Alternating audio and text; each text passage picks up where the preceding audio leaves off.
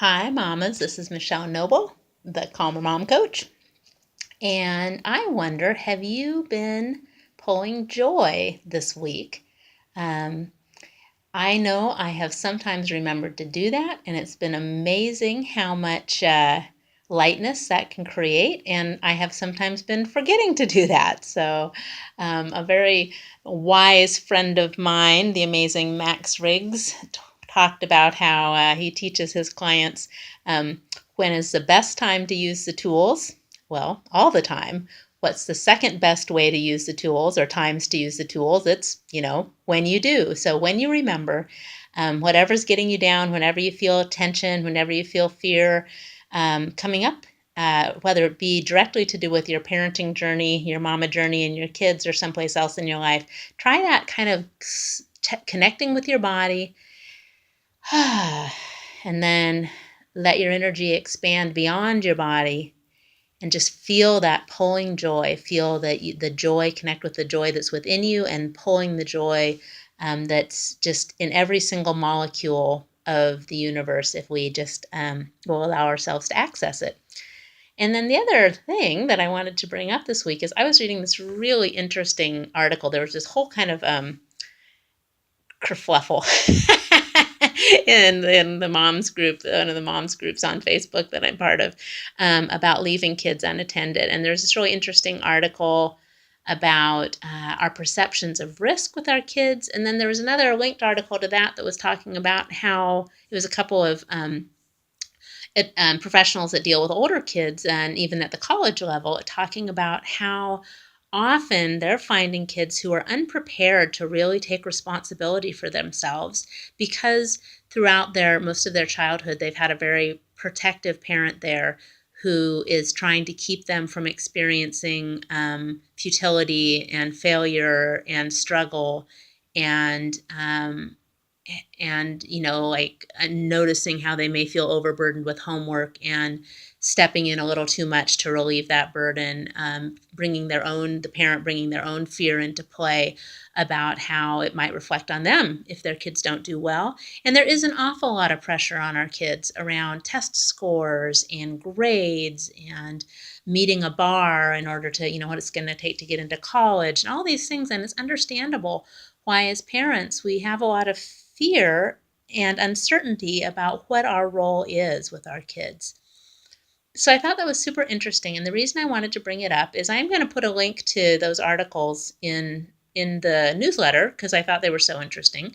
But also, if you are aware of that feeling of like, how do I look out for my kid and still prepare them for the future? I would love to talk to you because not only do I know that a lot of the tools that I work with my mom clients support that. And the cool thing about it is not only does it support the kid in being able to become the competent, independent individual, the empowered individual that will help them to move forward and create the life of their dreams. But the moms find that they have a lot more ease and actually feel empowered themselves when they trust themselves more and also when they trust their children. And that's a big piece that I think is missing from a lot of the parenting advice out there is what if we totally underestimate the powerful capacity of our children? What if we, in our efforts to keep their lives pleasant and keep them satisfied and happy, this message we may have taken in that's our job, and plus just that sort of visceral discomfort of them suffering that we feel. I mean, it's funny. I still feel so much when I see my kids just like racing as fast as they can down the sidewalk. I feel this tension in me because I just have this fear that they're going to catch a toe and fly, and the crashing and the tears and the blood and the pain. And yet, who would argue that we should keep our children walking at a slow, sedate pace, or sitting in wheelchairs is one of the examples they have in the articles that I mentioned, in order to make sure that they never fall down. And yet there's a way that we do that in other areas of their lives.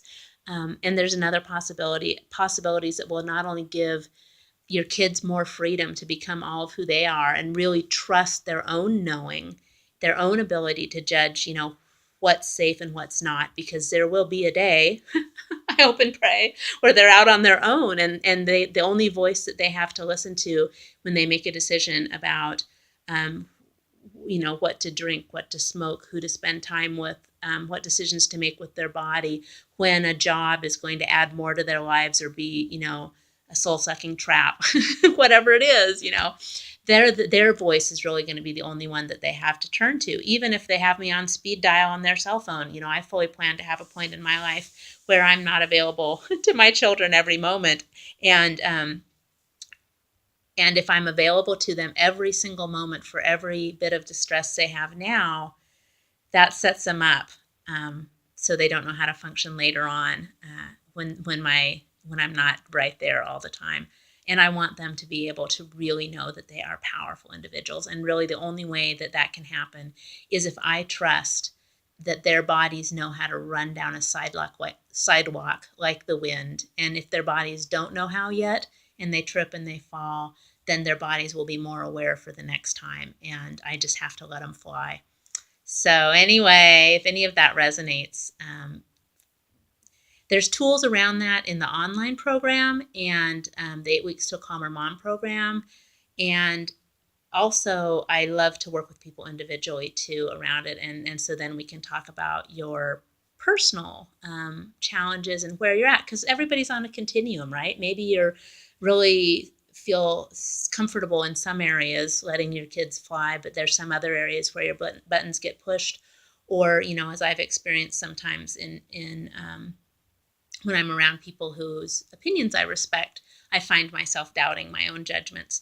So that can be an interesting dynamic too, especially if those people who are close to you, like, your own parents or your spouse or someone like that, where their voice is a fairly constant part of your child raising experience, it can help to have someone with a more personal individual support, and also getting the hands-on piece with the energetic clearing. So anyway, I hope some of that is a contribution, and you can find all my contact information, of course, at the www.calmermom.solutions, if you do want to reach out, or just, get what contribution you get from the newsletters, and consider there's a free week to the 8 Weeks to a Calmer Mom, and then it's just $30, $27.97 to sign up for the whole program. So some way, because what I really hope for you is to have ease for you, feel empowered as a mama, and also, your children to get the gift of that empowerment that partly they receive only from seeing that you yourself trust you. I could go on and on. I usually do. All right. Thanks, mamas. Have a terrific week.